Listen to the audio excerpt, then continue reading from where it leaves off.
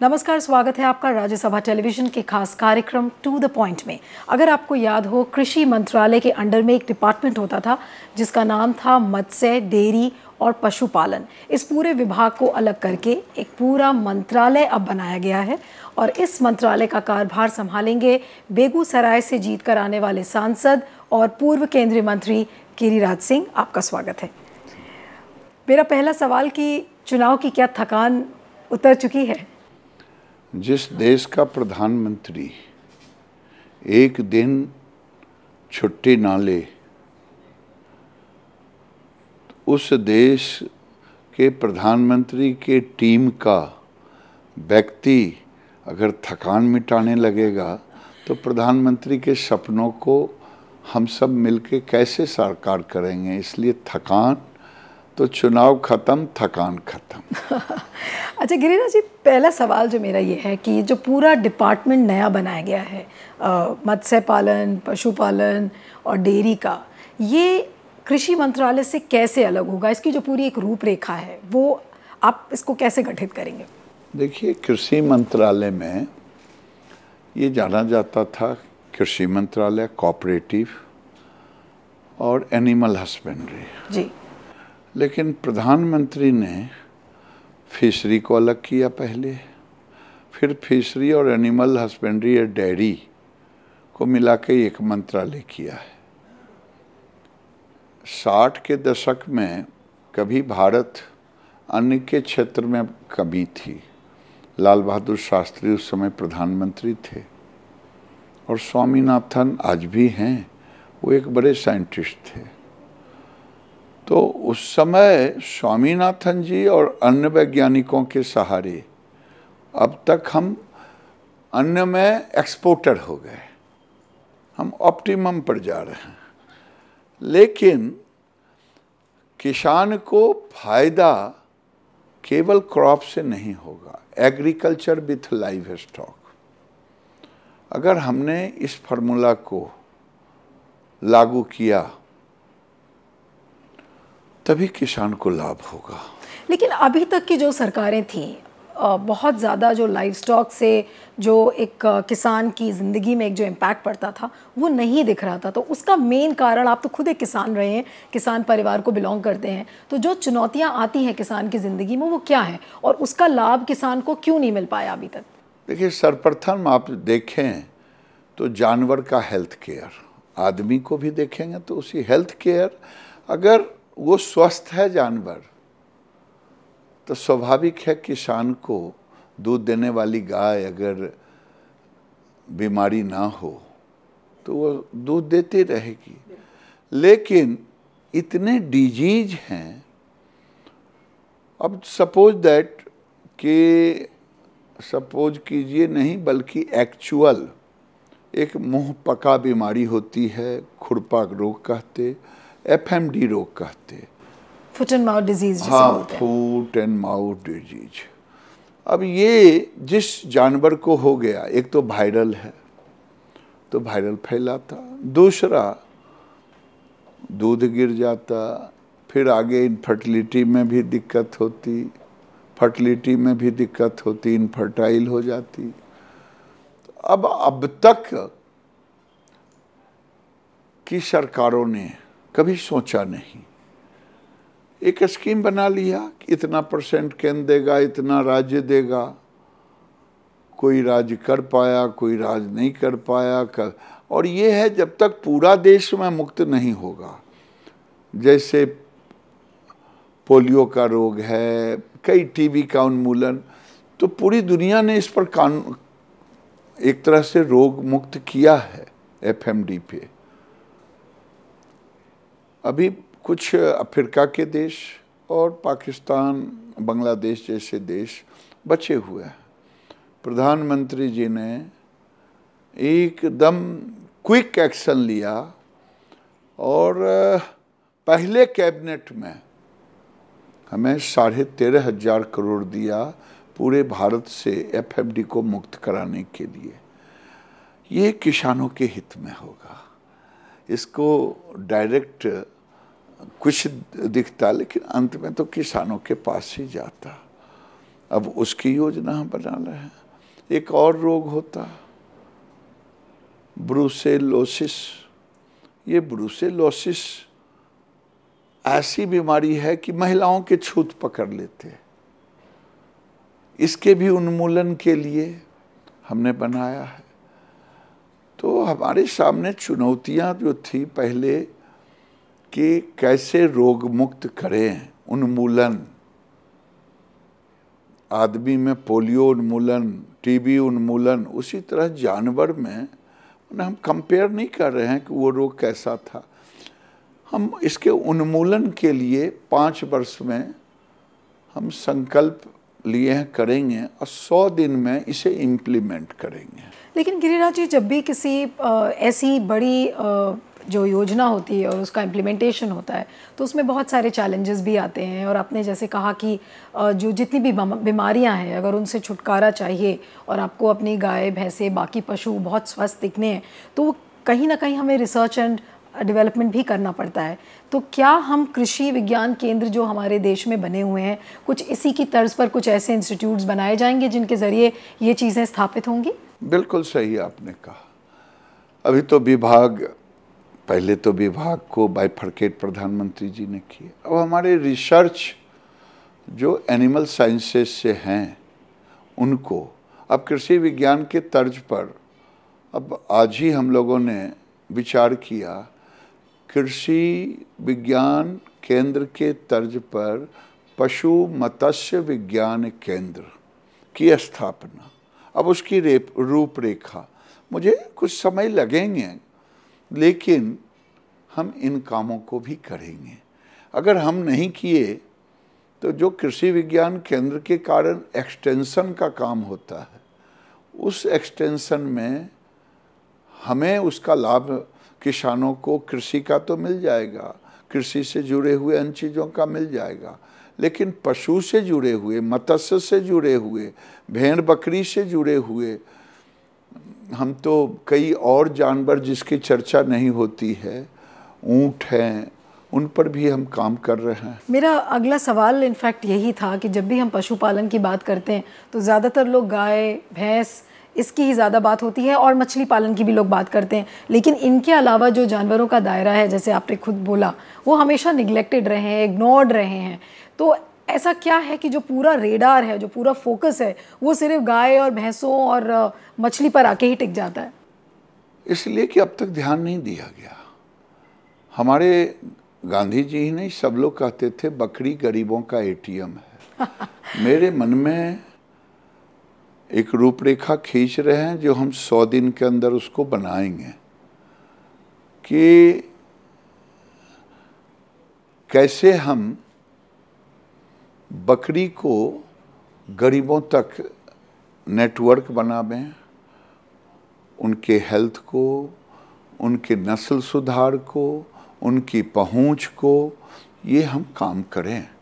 और जिस दिन हमने इस नेटवर्क को बना लिया उस दिन हम गरीबों की आमदनी बढ़ा देंगे। देश के अंदर में कॉमर्शियल गोट फार्मिंग नहीं होता।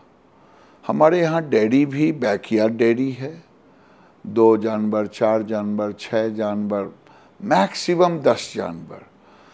बकरी भी वही है, 2, 4, 6, 8, मैक्सिमम 10 बकरियाँ। और ये गरीब लोग करते हैं। और गरीब मत पूछिए। मेरा ड्राइवर था मुस्लिम समाज का। मैंने कहा यार तुम्हारे बच्चे इतने हैं, 8, 10, 11 बच्चे थे। हमने कहा बेटी की शादी कैसे करोगे?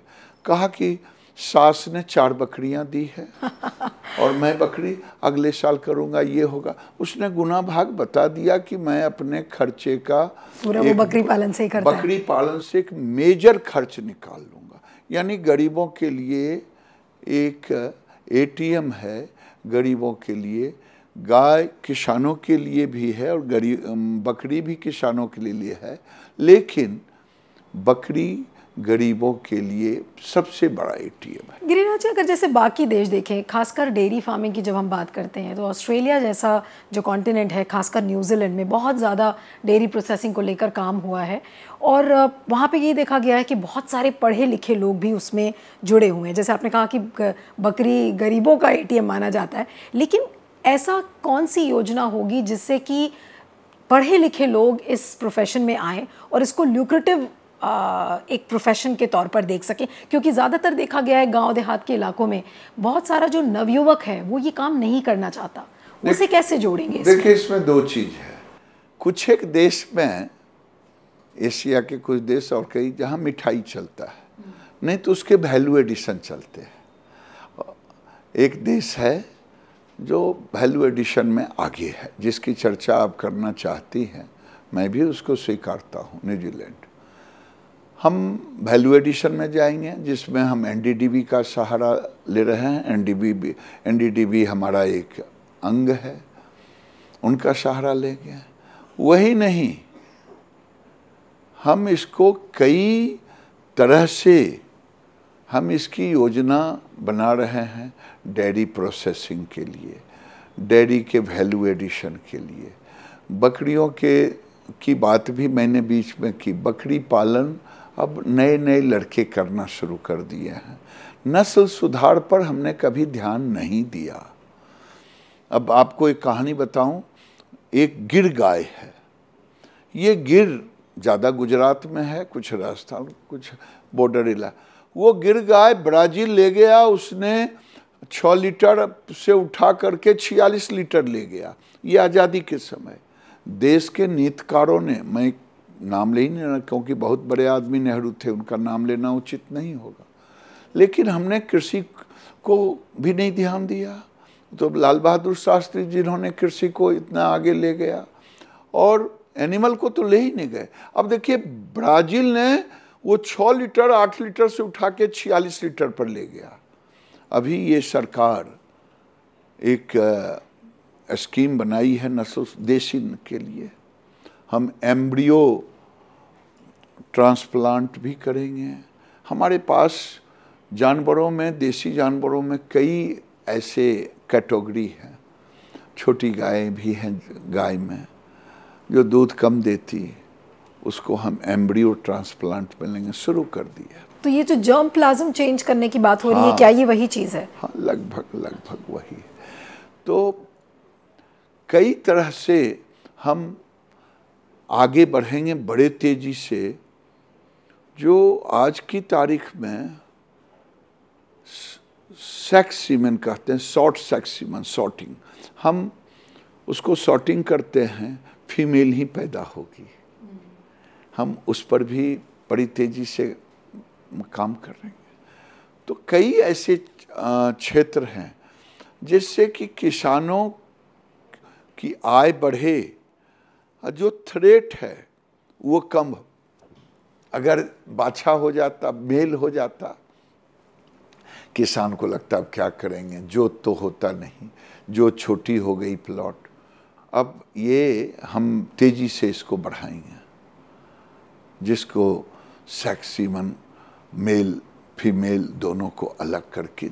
लेकिन जब ये गाय संवर्धन, कंजर्वेशन, ये सब की जब बातें होती हैं, तो सबसे बड़ा सवाल जो आता है कि जो बहुत सारी स्ट्रे कैटल हैं जो सड़कों पे घूमती रहती हैं, उनको कोई अपनाने वाला नहीं है, उनकी जो टैकलिंग है गिरिराज जी, वो कैसे होगी? वो भी एक बहुत बड़ा चैलेंज है अपने आप में। इतनी सारी गायें हैं, ना उन्हें कोई गौशाला रखती है, ना उन्हें कोई अपनाने के लिए तैयार है कि वो गायें बूढ़ी हो चुकी हैं, उनका संवर्धन, उनका संरक्षण कैसे होगा? देखिए, बिल्कुल सही आपने कहा, ये मेरे नज़र में है। मैं एक ड्राई डेयरी के कॉन्सेप्ट पर विचार कर रहा हूँ कि उनका पालन पोषण मूत्र और गोबर दोनों के द्वारा कैसे हो। देश में लगभग 30 करोड़ भैंस और गाय, बैल, मेल फीमेल मिला करके ये 30 करोड़ जानवर हैं। हम प्रधानमंत्री ने एक सपना देखा, एक योजना बनाई है बायोगैस ग्रिड का। इंडियन ऑयल का एक कॉन्सेप्ट, हम उससे जोड़ेंगे। हम इस पूरी योजना को? जी जी। तो निश्चित रूप से उन पशुओं को हम इधर रखेंगे। हमारे पास ये डेयरी, और मैं समझता हूँ जब ये सारी योजनाएं होगी, जब प्रारूप बनाऊंगा 100 दिन के अंदर, तो कई चीज़ों का समाधान हो जाएगा। मत्स्य है, मत्स्यिकी एक ऐसा है जो 14 राज्यों में समुद्र की पहुंच है। वहाँ मछली का, उसमें भी कई समस्या है, उसके समाधान। ये मैरीन फिशरी और इनलैंड फिशरी देश के लिए ये दोनों महत्वपूर्ण है। बकरी महत्वपूर्ण है, डेयरी महत्वपूर्ण है, भेड़ भी महत्वपूर्ण है। ऊंट को हमने केवल ऊंट समझ करके, अब ऑर्नामेंटल की बात नहीं, वो एक कॉमर्शियल के रूप में है। अब मैं कई चीज़ों पर इस तरह से सोच रहा हूँ और उम्मीद है कि 100 दिनों में एक कंक्रीट 5 साल का रूपरेखा तैयार करूँगा, जिसमें प्रधानमंत्री का सपना है किसानों की आमदनी दुगनी हो। अब पोल्ट्री मैं बोलूँगा तो गरीबों के लिए हम 0 कॉस्ट पर अंडे का उत्पादन, वो मैं खुद किया था जब बिहार में थे। ये लोगों को आश्चर्य होगा, मैंने सेक्रेटरी को और एपीसी को दोनों को लाके घर पे दिखाया कि ये 0 कॉस्ट पर अंडा है। जब मैं बोलता हूँ तो लोग हंसते हैं। जब मैं वेटलैंड में, जहाँ पानी लगा हो 8 महीने, वहाँ नीचे मछली ऊपर बिजली का कॉन्सेप्ट दिया तो भी लोग हंस रहे थे। अब मैं उन सारी योजनाओं को, कॉमर्शियल पोल्ट्री अलग होगा, बैकयार्ड पोल्ट्री अलग होगा, ये इसमें संभावनाएं इतनी अधिक है कि रोजगार के भी अवसर हैं, संवर्धन के भी अवसर हैं। आपने अभी एक योजना का जिक्र किया जो कि आपने बिहार में भी किया था कि नीचे मछली और ऊपर बिजली। बिहार के लोगों को शायद ये पता हो, लेकिन जब आप नेशनल लेवल पे इसे इम्प्लीमेंट करेंगे तो इसे कैसे देखा जाएगा? मतलब जो उसकी पूरी जो रूपरेखा है, उसकी जो योजना है, वो क्या होगी? देखिए, राज्य सरकार से मिलकर के ही भारत सरकार कुछ काम करती है। उसमें मेरा डिपार्टमेंट तो टोटल उसी स्ट्रक्चर पर है। अभी मैंने सुना है कि मेरी योजना उस समय की थी 2010 से 13 के बीच, जो नहीं हो पाया। अभी वहाँ के मुख्यमंत्री ने इम्प्लीमेंट करने के लिए कई एजेंसियों से बात की है। और जब वेटलैंड में क्लस्टर में हम तालाब खोदते हैं तो एक तो वाटर रिचार्ज होता है, बारिश का पानी, नीचे का पानी, और जब ऊपर सोलर होता है, उसके एक फिशरी यूनिवर्सिटी है बंगाल में, उनसे मिलकर के योजना, कितना टेम्परेचर चाहिए, 25 से 32 डिग्री टेम्परेचर, ताकि मछलियाँ सेफ रहे, ठंड में भी सेफ रहे। तो वो एक गजब का मॉडल होगा। ज़मीन बिना लिए हुए रिन्यूएबल एनर्जी पैदा होगी और मछली को एक फलने फूलने का अच्छा टेम्परेचर मिलेगा। इसलिए हम वो भी करेंगे, बैकयार्ड पोल्ट्री भी करेंगे, बैकयार्ड गॉटरी भी करेंगे, बैकयार्ड डेयरी भी करेंगे और 0 कॉस्ट पर अंडे का भी बैकयार्ड में उत्पादन करेंगे। ये जितनी योजनाएं हैं जिनके बारे में हम इतनी देर से डिस्कस कर रहे हैं, और जो प्रधानमंत्री जी का सपना है कि 2022 तक किसानों की आय दुगनी करने का जो प्लान है, तो क्या ये पूरा ये कदम, जितनी भी योजनाएं हैं, क्या ये उस सपने को पूरा करती हुई दिखती हैं? और 2022 तक क्या किसानों की आय आप दुगनी देखेंगे? मैं जिम्मेदारी के साथ कह सकता हूँ कि राज्य सरकार के साथ मिलकर के अगर ये छोटी छोटी चीज़ों को, पशुओं को रोग मुक्त करना, डेयरी में वैल्यू एडिशन करना, गॉटरी को गरीबों के साथ जोड़ना, पोल्ट्री को छोटे छोटे यूनिट में जोड़ना, बैकयार्ड पोल्ट्री करना। तो ये सब योजना जब हम करेंगे तो निश्चित रूप से एक बड़ी सफलता मिलेगी और प्रधानमंत्री का जो सपना है वो साकार होगा। मेरा 200% है, क्योंकि भारत केवल किसानों का देश नहीं है, बल्कि गांव की आबादी आज भी सबसे अधिक है, जो ग्रामीण परिवेश कहते हैं। और मैं अभी आपको बताऊं कि बिहार में जब मंत्री परिषद से हटे किसी कारण से पिछले मंत्रालय में 2013 में, तो मैं एक जिले के गांव में गया, उन लोगों ने बुलाया। मैंने कहा मैं तभी आऊँगा जब लाइव स्टॉक का कुछ करोगे आप तब। आज जाएं, वो गांव में कोई ऐसा किसान नहीं है जिसको 2.5 लाख से 3 लाख रुपए की आमदनी प्रति एकड़ फिशरी से आता हो। तो जब एक गांव में आ सकता है, ऐसे एक गांव नहीं है, हमने कई गांव डेवलप किया है। तो मुझे एक कॉन्फिडेंस है कि मैं इस लेवल पर ले जाऊंगा। मैरीन फिशरी को, उनकी कठिनाइयों को, उनके जो चैलेंजेज है उसके सलूशन के साथ हम जाएंगे। तो ये 14 राज्यों में एक अपार हमें सफलता मिलेगी। और ये केवल सफलता नहीं मिलेगी, बल्कि पर कैपिटा कंजम्पशन भी बढ़ेगा, जिससे न्यूट्रिशन होगा, स्वास्थ्य पर भी इसका असर पड़ेगा, लोगों की आमदनी पर भी इसका असर पड़ेगा। और जब हाथ में पैसे आते हैं न, तो उसके चेहरे पर भी मुस्कान आता है। लेकिन गिरिराज जी, एक बार फिर से उस सवाल पे जाऊंगी और थोड़ा आपसे और समझना चाहूँगी कि गांव में देखा गया है कि पलायन बहुत ज़्यादा हो रहा है।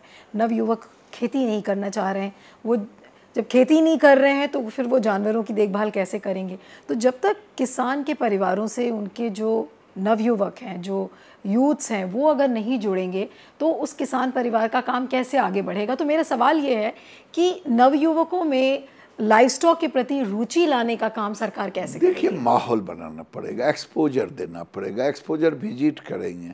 मैंने जिस गांव की चर्चा की, आधे एकड़ के किसान भी आज आनंद हैं, 1 एकड़ के किसान भी आनंद हैं। तो वो एक माहौल बनाना पड़ेगा, एक्सपोजर बनाना पड़ेगा।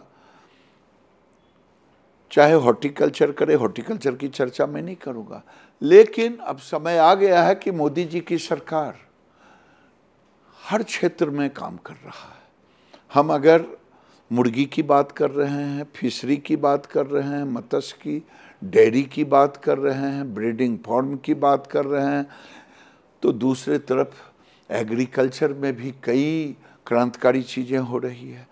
तो जब आपने मिशन मोड पे लिया है, और मिशन मोड पर वो व्यक्ति लिया है जिसका समर्पण है केवल देश के प्रति, गांव के किसानों के प्रति, गरीबों के प्रति, उसको पूरा होने से रोक नहीं सकता। मैं भाषण नहीं दे रहा हूँ, मैं सही कह रहा हूँ, और मैंने करके देखा है और हुआ है। आपको काफ़ी एक्सपीरियंस है, क्योंकि आप खुद इस डिपार्टमेंट में, बिहार में जब स्टेट गवर्नमेंट में खुद एक मंत्री रहे हैं। लेकिन एक छोटा सा सवाल जो राजनीति से जुड़ा है गिरिराज जी, कि जब भी हम गाय संवर्धन या संरक्षण की बात करते हैं तो इसे हमेशा राजनीति से जोड़ दिया जाता है कि ये गाय की पॉलिटिक्स करती है ये पार्टी। हमेशा विपक्षी पार्टियाँ उसको धर्म से जोड़ देती हैं। तो उसको आप कैसे देखते हैं? देखिए, मेरा मानना है, मैं इस पर इसलिए नहीं प्रतिक्रिया दूंगा कि मीडिया का बिरादर जो आपका है वो मुझे बुरी तरह से चारों बगल से घेरेंगे। ये महज अपनी दुकान चलाने के लिए करते हैं साहब, पॉजिटिव चर्चा नहीं होती है। गाय भारत की अर्थ व्यवस्था का एक पार्ट है, और फिर से मोदी सरकार में गाय भारत की अर्थव्यवस्था का पार्ट बनेगा, और कोई गाय आवारा जानवर नहीं मिलेगा, क्योंकि हम उसका संवर्धन करेंगे, उसके लिए योजना बनाएंगे।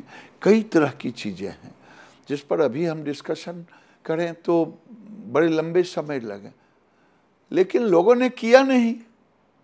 अब लाभकारी नहीं रहा, हम किसान हैं, हमने छोड़ दी, जिसे आवारा पशु कहते हैं। तो स्वाभाविक है कई घटनाएं घटेगी जिससे लोग धर्म से भी जोड़ेंगे, लेकिन जिस दिन गाय को हम भारत की अर्थव्यवस्था से जोड़ देंगे उस दिन गाय पूजनीय हो जाएंगे। मैं उसी में लगा हूँ। चलते चलते कुछ एक सवाल, जो आपकी जो हाल में हुई जीत जो बेगूसराय से हुई थी, जो पूरी एक फाइट थी कन्हैया कुमार वर्सेस गिरिराज सिंह की, मीडिया ने एक परसेप्शन आपके बारे में बनाया था कि बेगूसराय से शायद गिरिराज जी जीत नहीं पाएंगे, लेकिन उसका बिल्कुल उल्टा दिखा और 4,20,000 वोटों से आपकी जीत हुई। तो अब जब आप देखते हैं उस पूरी जीत को, तो उस पर क्या टिप्पणी करना चाहेंगे? मैं क्या टिप्पणी करूं? एक सुनियोजित कुछ मीडिया के मित्रों ने, ये उनके मन में था कि मैं किसी की सरकार बना सकता, किसी की सरकार बिगाड़ सकता, क्योंकि गलती से एक एक्सीडेंटल गवर्नमेंट दिल्ली में अभी है, वो मीडिया की ही देन है।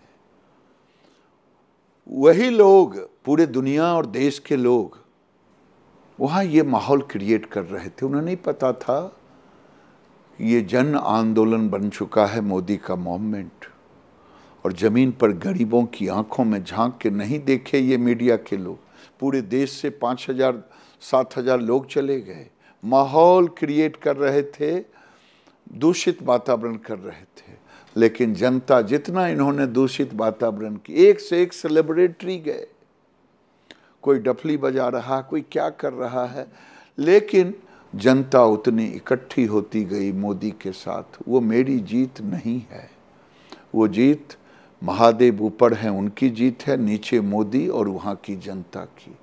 ये जीत उनकी जीत है। वो जीत थी विकृत राष्ट्रवाद बनाम सांस्कृतिक राष्ट्रवाद, विकास को अवरोध करने वाला, विकास करने वाला, समाज में विद्वेष फैलाने वाला, समाज में सामाजिक समरसता लाने वाला। इसी की लड़ाई थी और हम सामाजिक समरसता वाले जीते, हम सांस्कृतिक राष्ट्रवाद वाले जीते, हम नरेंद्र मोदी के विकासवाद पर हमारी जीत हुई। जो उस सोच के लोग थे उनको जनता ने हमें लगभग 56% से अधिक मतों को दे करके विजय बनाया। कई लोग मीडिया में पर्चा करते थे, अरे ये नहीं होता, ये होता, ये दोनों होता तो क्या होता। सबका जवाब वहाँ की जनता ने दे दिया। गिरिराज जी, एक छोटा सा सवाल जिसे पूछने में थोड़ा सा मैं सोच भी रही हूँ, लेकिन क्योंकि आप इतनी बेबाकी से सारे जवाब देते हैं और एक बहुत ही सीनियर लीडर है पार्टी के, तो आपसे ये जानना चाहूँगी कि मीडिया आप मीडिया को अपना मित्र समझते हैं, या कई बार मीडिया वो रोल प्ले करता है जो आपके हित में नहीं होता? क्योंकि अक्सर वो कहते हैं कि गिरिराज जी अपने बयानों से ज़्यादा जाने जाते हैं। मुझे पीड़ा होती है मीडिया ने जिस ढंग से हमारे चेहरे को, मैं पिछले मंत्रालय को, मैं चुनौती के साथ कहा कि हाँ मैंने 10 करोड़ लोगों को रोजगार दी, लेकिन उसको कभी हाईलाइट नहीं किया। अयोध्या पर क्या बोले, पॉपुलेशन कंट्रोल पर क्या बोले, उसके बयान पर क्या दिया, वो ये दिखाते हैं। है हिम्मत तो हमारे कामों पर चर्चा कर ले, जो मुझे गालियां देते हैं, जो मेरे चेहरे को विकृत करने की कोशिश की है। लेकिन सच सच है, सच को आप झुठला नहीं सकते। कोई माई का लाल नहीं पैदा लिया। जो 5 साल में हमने जो काम किया, रोजगार दिया, जो इंफ्रास्ट्रक्चर बढ़ाए, जो उसको हम कोई झुठला सकता है? बिल्कुल। इसलिए मैं अपनी बात, राष्ट्रवाद की बात करता रहूँगा, सांस्कृतिक बात, राष्ट्रवाद की चर्चा करता रहूँगा, विकास की बात मैं करता रहूँगा। मैं किसी का डर नहीं रखता। और गिरिराज जी, हमने आपके सिर्फ कामों की ही चर्चा की है 25 मिनट में, और बेबाकी से वही चीज़ जानना चाह रहे थे। आपसे बात करने का बहुत बहुत शुक्रिया। धन्यवाद। तो टू द पॉइंट में आज इतना ही। अगले एपिसोड में किसी और मेहमान के साथ मिलेंगे। नमस्कार।